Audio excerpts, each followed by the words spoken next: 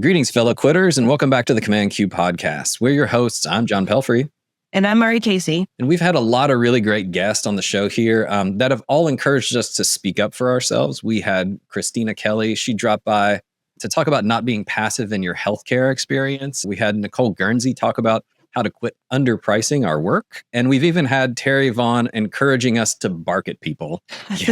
Yeah. If you don't know what I'm talking about, go back and listen to that. It's an early episode. Today, we're going to be talking about the importance and the nuance of the same idea, which is why you shouldn't be afraid to question professionals. Anytime you're about to make a big decision or pay someone a lot of money for work, you're entitled to ask questions. So we're going to talk about, just have a little bit of our thoughts about how to overcome that hesitation and how to get comfortable just talking with people, sometimes in uncomfortable situations, especially when you're talking about a lot of money. Nobody ever wants to talk about money, but yeah. So Maari, tell me about a time when you really wish that you'd gotten a second opinion on something but maybe you didn't. And then what happened? So medically, I'm trying to think if there's something. I can't think of anything medically. I tend to scrutinize kind of from the get-go. I think it's because I've always been like in the self-employed path, and I'm like, do I really, really need to pay for this? But this is kind of outside of that. But I remember a couple of years ago, we moved into our second house, and we were still kind of new to the home owning thing, and we had woodpeckers pecking holes into our siding, which was awesome.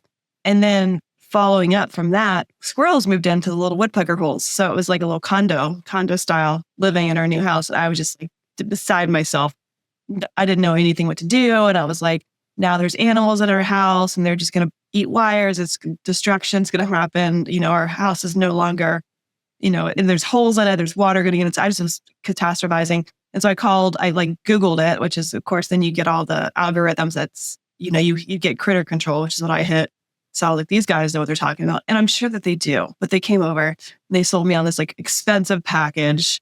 And it involved like essentially nailing tinfoil strips to the side of my house, which didn't work. And then you need to do more. So I kept every time they came back, I had to pay for something else. And it became super expensive. And then I talked to like my local handyman. He's like, oh, you need to just put some steel wool in there and seal it up and they won't go back in there. And meanwhile, I paid like, I don't know, $5,000 for like strips of tinfoil and like a plastic wool stuck on my roof, which that didn't work either. Yeah. So I really wish I would have asked around before I spent all that money on something that wasn't going to work, and it's like, they didn't guarantee it was going to work. Of course, I didn't read that part of it. No. Yeah. So that was one. Yeah. Freaking woodpeckers. That's a good one. I feel like animal control is one of those things that no one's prepared to deal with necessarily, especially if you live in town in a city or whatever. You don't think about that at all. And yeah, I could see lots of... And they scare you. They're like, oh my gosh, once this happens, and they're going to live there for the rest of their lives. They come back every year and they mate in the same spot. I'm like, I was like, they panic me. I could see that being a real concern. I mean, I've had a skunk underneath my house once. That was I remember that was a situation where I didn't care how much money I had to pay. Honestly, I wasn't getting a second opinion. I was like, if you can get that skunk out of there, then I'll pay you whatever.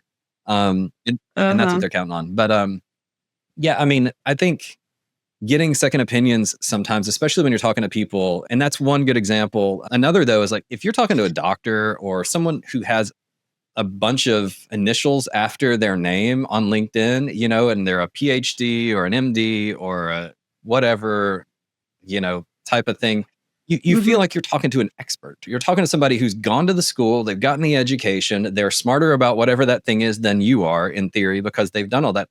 But that also doesn't mean that we're not allowed to ask them questions. And it doesn't mean that, sometimes people, they're doing what they're used to doing, right? So no matter what job you do, you're going to do things the way that you do them until somebody stops you and says, hey, is that the right idea? Is that the right way to do it? And so if you're a doctor or a dentist or whatever, you're going to go through the things that you always go through.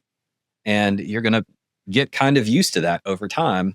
And unless somebody stops you and says, well, wait a minute, listen to me, this is slightly different, and you advocate for yourself, then they might just go on and say like, yeah, there's nothing wrong with you. You're totally fine. Take 2 aspirin, call me in the morning. And it's like, but my stomach still hurts or whatever, So yeah, I think it's very intimidating, especially when you look up to these people and you're like, man, I mean, you've got 12 years of extra school. Why should I question you? And It's not that you're questioning them. It's that you're just, to me, I look at it as like, I'm just getting clarification on it from like, explain it to me like I'm a 3-year-old. You remember that Denzel Washington said that in the movie Philadelphia way back in the early 90s, which is a great movie, by the way.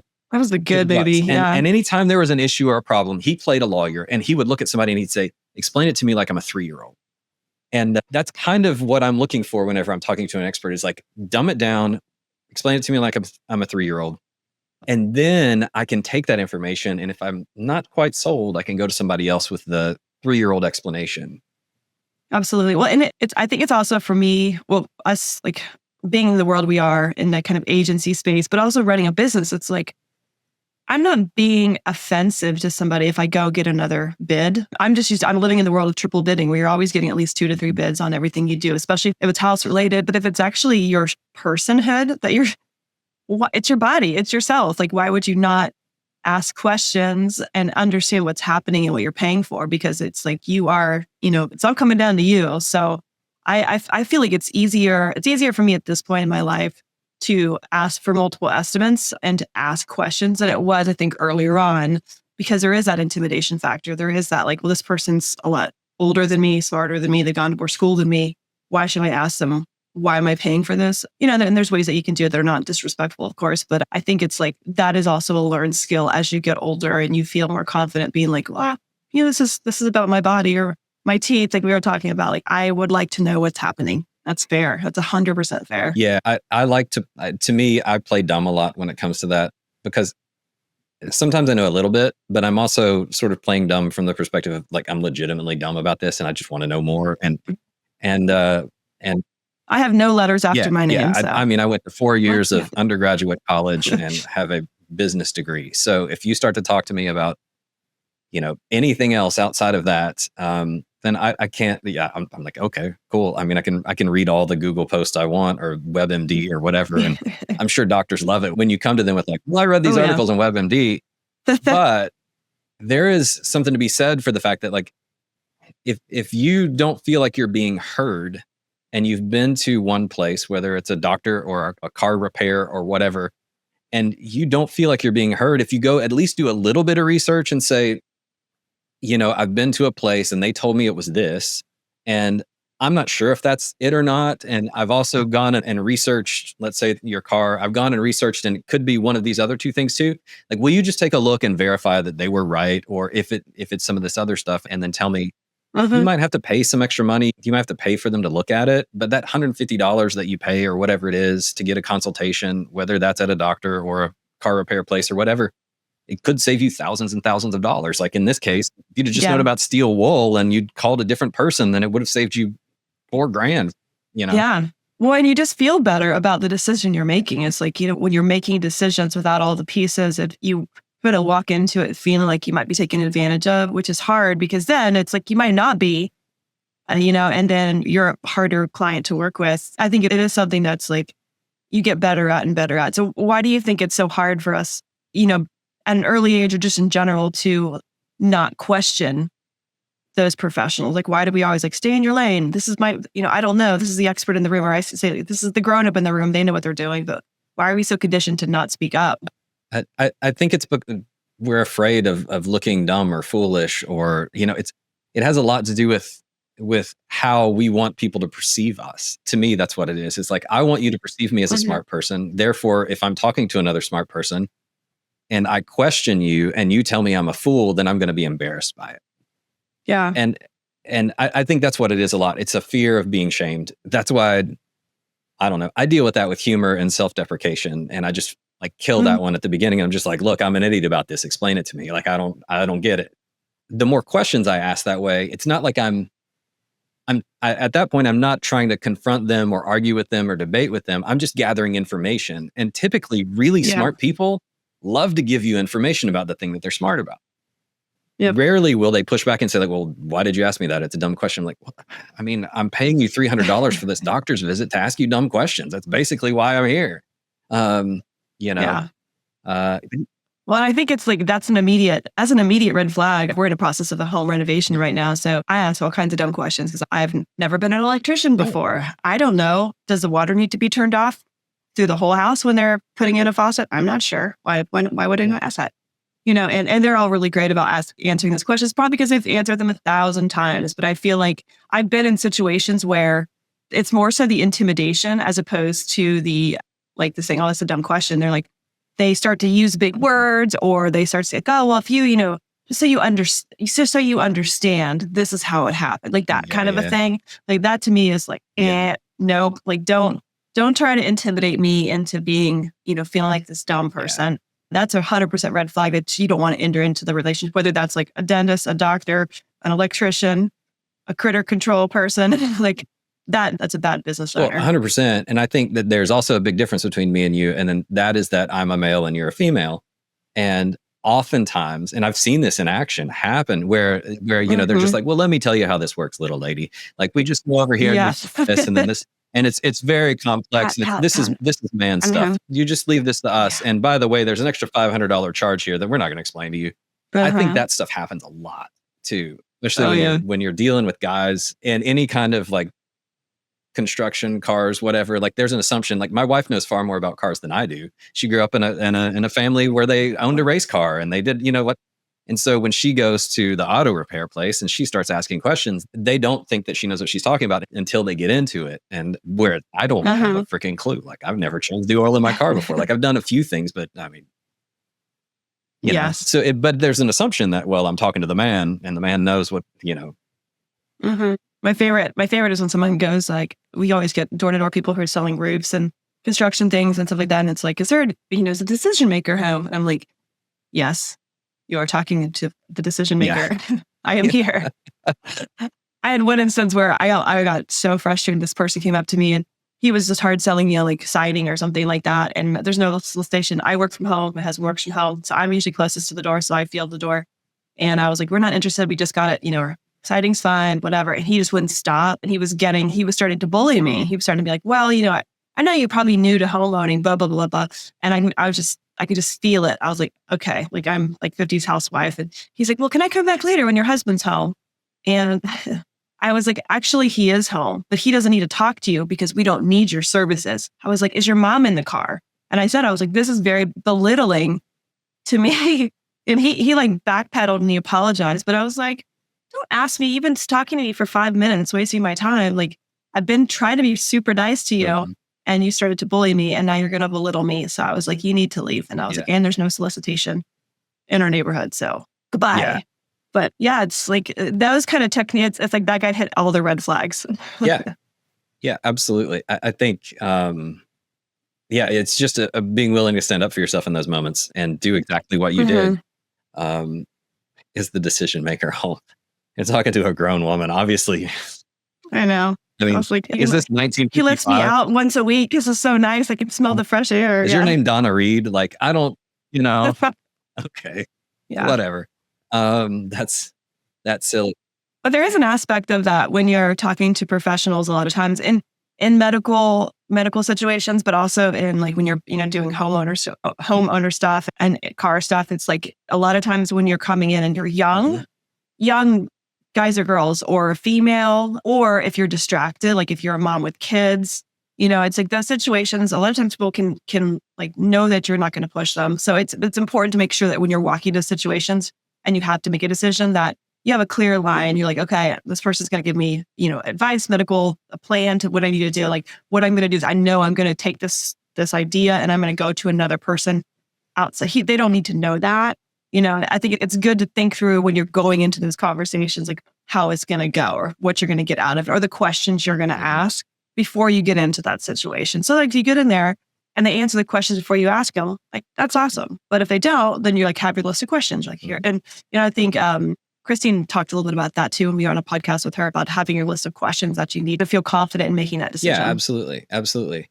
So do you think that getting a second opinion should be like a standard operating procedure that most people should do for these things we're talking about? Like whether it's dentist, doctor, home ownership, car stuff, if you develop a relationship with somebody and you know them and trust them, obviously that's different. But if you're going into like for the first time and you've never seen this person before, whatever their skill set is, like, do you feel like, we do that every day with Uncompany, right? Like we go get multiple bids. We ask for people, ask for different perspectives, present those to the client. We kind of do that dirty work for them. We present them like, here's 3 options or here's 2 options. A lot.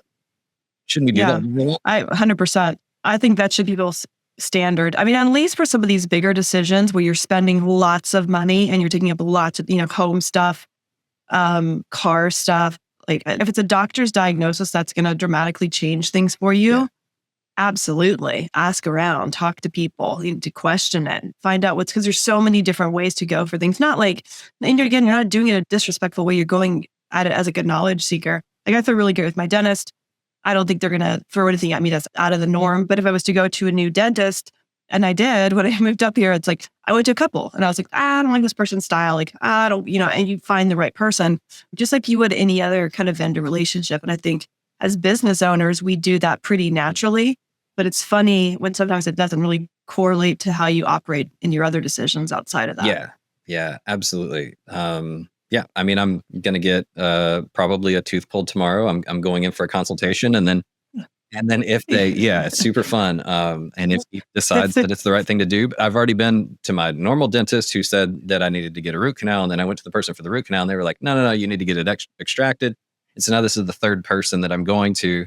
They all have different perspectives, but I appreciate the fact that the guy that I went to for the root canal was basically like, look, this is a waste of money for you.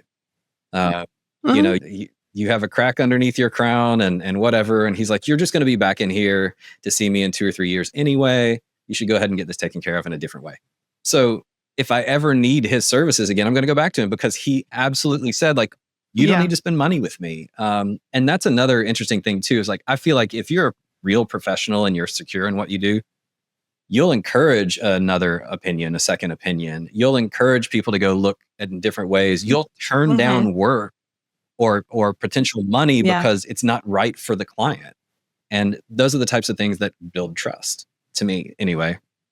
I agree. Yeah. I mean, because it shows that the business is secure, right? It's like when we have clients that come to us from one company and we're not a good fit, it's like, it's not personal. It's just like, we're not a good fit for you, but here's a referral to people who might be a better fit.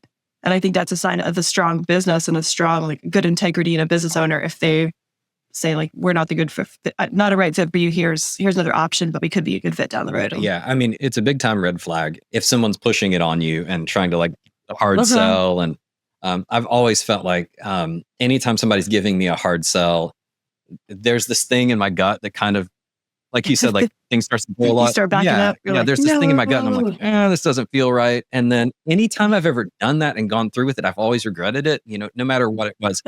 So I want to feel good about the person that I'm doing business with, and that they're being truthful and honest, and that they're helping me to make the best decision for me in whatever it is. Like, let's say you're going to go buy a car. Cars cost stupid amounts of money now. Like the average car price in America is over $40,000 or something crazy. Oh my gosh. And if you're on a car lot and somebody's giving you a hard sell and you got to buy today and all that because they got somebody coming to look at that, it's like, just walk away. Just go. Right. Don't talk to that guy. Move on to someone else or go to a different dealership and find somebody that will help you fit something that's in your budget and that is the right car for you.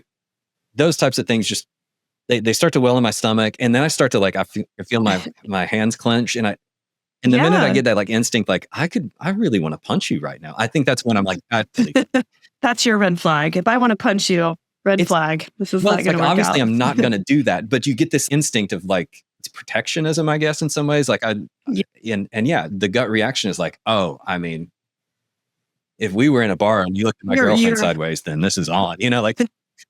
Well, I think your brain and your body knows you're potentially being taken advantage of. So it is that alarm. Your body is like, warning, about to be taken advantage of. And I think it's, again, this is going back to Terry, but it's like, you got to pay attention to those little alarm bells that go off because, they're telling you something. And I think that's why it's so valuable to ask questions early. You can be like, I'm just going to ask you a few questions for clarity. Like that's easy because you're allowed to do that, And I think it's like, whenever you start to get that sense that I could be being taken advantage of, or I'm getting pushed in a direction that I don't feel comfortable with, like you should just stop and say, I have a few questions, right? I don't feel comfortable right now moving forward on this. Like, let me think about it and get back to you. Like you can do that too. You can walk away because they're really good. I think a lot of times the situations that are potentially negative, where they're kind of like steamrolling you, they're going to try to get you to agree to it like right there.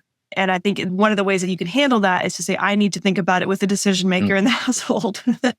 Or I just need like lunch to think about this a little bit and kind of process through any questions I have. Let me get back to you, and take a minute. Like, don't let them push you in a direction quickly that you feel like you're not sure about, because, clarity is kind. That's the Brene Brown quote. And you should find clarity in all those decisions. Like, it is your money, it is your body, it is your home, it is your car, it is yours. You have the right to say what you want to say and ask what you want to ask. Yeah. And you have the right to put your money wherever you want to spend it. Like that's the other part too, is like, I think sometimes people feel like they don't have leverage in a conversation or a negotiation about these types of things too. Like, oh, you're the expert, and so you're the one that has the control over the situation. But the truth is that, like, it's my money. You're trying to extract cash from me. So I have all the leverage in this situation. I can walk away at any time as long as I don't get emotional about it. Right. And what the tactic with those types of insecure people is they want to stir up your emotion as much as possible so that you feel the urgency to act as soon as possible. And then they're like, see, I can solve this problem for you right now. I should know. I've been on that side of the coin. I sold vacuum cleaners door to door in college. I've done this before. I know how. I love that fun fact about you. I know how it works. You put out all the little dirty pads in front of somebody and you're like, and this vacuum cleaner is $2,000. And they go, do you want to live in filth or do you want a $2,000 vacuum cleaner? I mean, if you want to be a bad mom and poison your children with your dust, that's on you. Exactly. I mean, it never felt good to me. I did do that a couple times. I learned my lesson. But yeah. It wasn't meant for you. No, it wasn't meant for me at all. But it did teach me in that world and in that environment where the goal was just to get a signature on a piece of paper or, whatever, sort of at all costs. It did show me, oh, this is how I'm being manipulated in the situation. This is how people come in and they like extract the money out of my pocket in the same way. Just know that, like, anytime they're trying to get your money, you have absolutely the right to ask questions. You have absolutely the right to get a second opinion. All of that stuff, even if it's dire, even if it sounds like it's life or death or whatever, like, unless it's life or death right this minute, right now, if I'm in cardiac arrest, sure, take me to whatever hospital. If they're like red wire, blue wire, blue, I think the blue wire. I mean, any of those, absolutely. You don't really have a choice. Time is of the essence. Right. But outside of that, like, if it is, whatever, and you have time, take another day, 2 a week. Talk to friends and family. I think that's another thing too. It's like, talk to people that you trust that have been through whatever that situation. If I have woodpeckers knocking on my house, I'm going to call you up and be like, hey, what did you do, Maari? Because I remember that woodpecker story, right? And if you ever get a skunk, then call me and I'll explain, like, what happened. We know all the bats got you. Have you bats? And let me call me. I can tell you about that. Yeah. So, all of those things, like, find people that have had similar situations, talk to them, figure out, did they like their vendor or the person that did the work? Did they feel like it was a fair deal? Anything like that. Whenever I first moved to Hillsborough, I would find and make friends here for things like car repair and doctors and whatever, and just ask around. And people would say, go to this person, don't go to that person. Okay, cool. Well, that helps me out a lot. So don't be afraid to ask people before you. Don't be. Yeah. All right. So lightning round time. Let's talk about TV's most iconic aloof professional. Do you remember the show House with Dr. House? Oh, no, I don't. I didn't have any. I had no cable growing up, so I didn't. I had like 2 channels that when it was not raining. House was like 2000s time frame. Yeah, I really enjoyed the show. So the premise of that show was he was like a genius doctor, right? Who solved these really difficult cases, and he was always the smartest person in the room. He was like Sherlock Holmes for rare diseases. And he was crazy egotistical and all that, but at the same time, he treated people poorly and he somehow saved lives.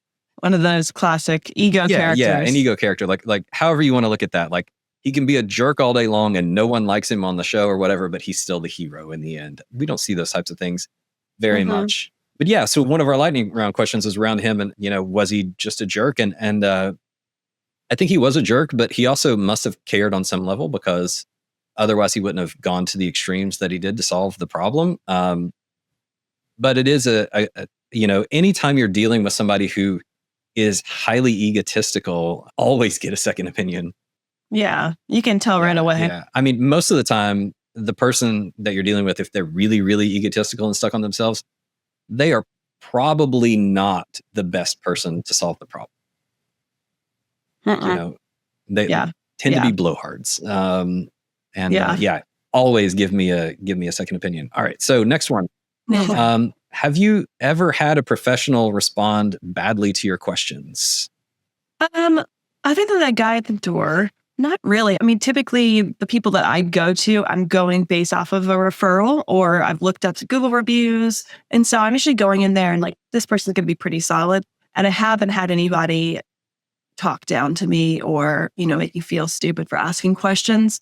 So I haven't. So I do feel like it's a lot of times going in with some kind of a referral helps to calm the fear a little bit that you're going to be taken advantage of or talked down to. It's the randos off the street sometime that you're not sure what you're going to get into. Or if you go in there without any idea, like if you walk into a situation, get your car fixed for the first time, you're just kind of walking off the street, then you see pay better attention. But hopefully now with everything with, Google and Yelp and Facebook groups and all that, you can get an opinion or multiple opinions before you walk into any place blind. And I would always recommend doing that. And save yourself some headache. And now AI will summarize all of those comments and opinions into one paragraph for you so that you can get an idea of what pros and cons are.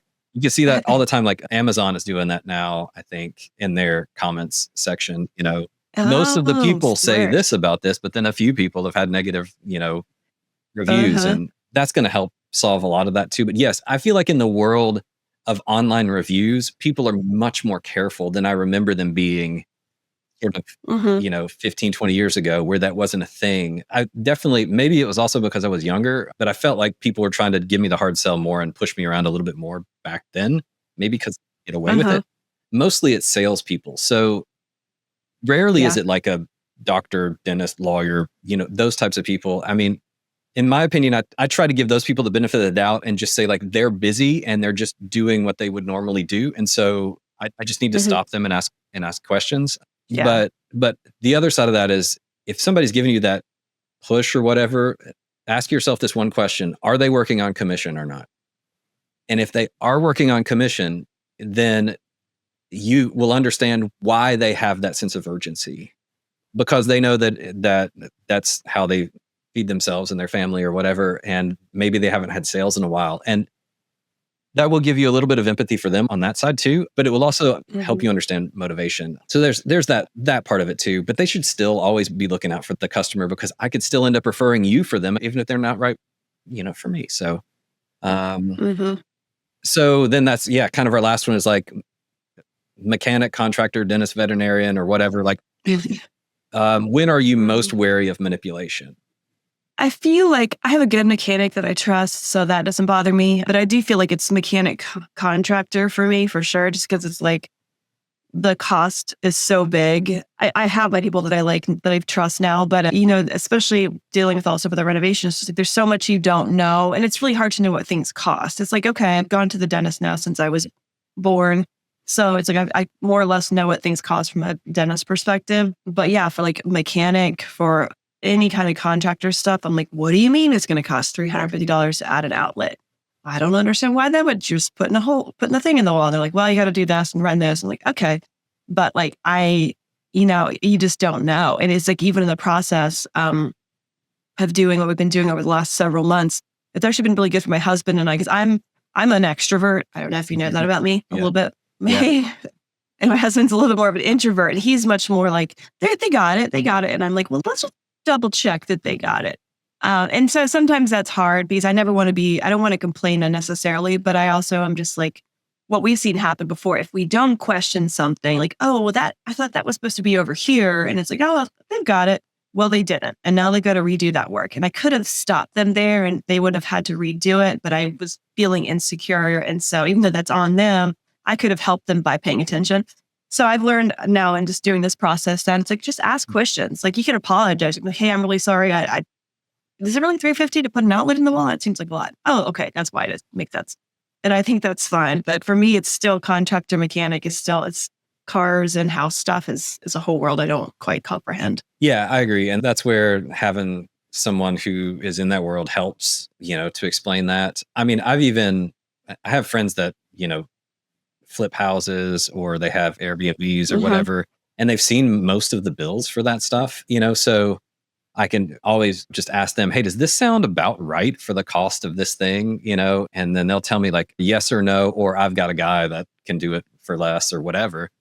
So again, it's like, to me, it's always about like getting a second opinion. I think for me, I'm most wary of manipulation when it comes to these people that are like selling big ticket items, because I understand that a big part of it for them is urgency for their own income. And so like I'm on guard most at a car dealership. Even if you take your car in to get the oil changed, they're trying to sell you another car. And I'm like, dude, I just bought that one 6 months ago. And I got 4 more. Yeah. Dealerships make me uncomfortable. So, places like that, if it makes me uncomfortable a little bit, because I feel like even when I'm going there for the oil change, they're still trying to upsell me on something, or they're trying to get me to like get this year's model. I'm just not built that way. So yeah, anytime it's a big ticket item and it's on commission, whatever that might be. We're picking on car dealerships a little bit here, but it could be lots of other things like that. Like, I mean, if you're renovating your house or whatever, and you're going to buy new furniture, it's the same. You go to the furniture sales place, or if you're going to buy new, kitchen faucet and, whatever. Like I've even like, we were renovating a house once, and I made the mistake of telling somebody at a big box store, we're renovating a house, and so we're going to be buying new appliances for everything. And within like 2 minutes, I had the manager of the store like just come and tap me on the shoulder and be like, hey, I heard that you're going to be buying new appliances for everything here. I was like, I mean, that's cool. And that's great customer service. And yes, I was going to drop a whole bunch of money to do that. And that was very nice of him. But also it kind of, yeah, you're like, I know, I don't trust you. Well, I think the takeaway is like, just ask questions, do research before you start doing stuff. Do your own research, but then ask questions. Like, don't feel intimidated, even in small things, to ask questions, all the way through. I think that's the key, do your own research, but then ask questions for clarity, and don't be afraid, because they should feel comfortable answering the questions. And I think it's funny, whenever I walk into the car place down the road, and these guys know me, I'm always like, I'm the person that's like, it's doing that thing where it's like, I'm driving and then it's like, and I'm sure they get questions like that all the time, where it's like, you're driving, and then all of a sudden it's like, blah, blah, blah, blah, blah, blah, blah. And they're like, yes, that's they know it, so it probably makes them a little happy to get some of those questions where they can use their, their translation skills to figure out what you're actually saying. Yeah. And don't be embarrassed to ask questions or explain things in weird ways or whatever. Like, you only know what you know, and you can't apologize for not knowing everything in the world. Like that is why we have experts. And it's, at the end of the day, like I would always look at it as like, if I'm going to spend my money with someone, I want to trust them, and I want to feel like they're trustworthy. And so whatever that is, if they're honest with me about something that costs them money potentially, then that's one way to look at it. If it's like, I'd go have a beer with that person, they seem like pretty cool, then that's fine too. Sometimes, honest, whatever. But if they start to give you the creeps, then just walk over. Yeah. All right. Well, that I think covers this subject pretty well. So that's going to be all for today. Thanks to everyone for tuning in and listening to this quick quit with us. If you're new to the podcast, you can check us out at commandqpodcast.com to learn more about our community of proud quitters. You can check out our full episode library on Spotify or Apple Podcasts. Yeah, and even YouTube now. We've got our videos of us up there. So yes, you can see our faces if you'd like. Anyway, until next time, this is John. And I'm Maari. And we're reminding you that quitters can win and winners can quit.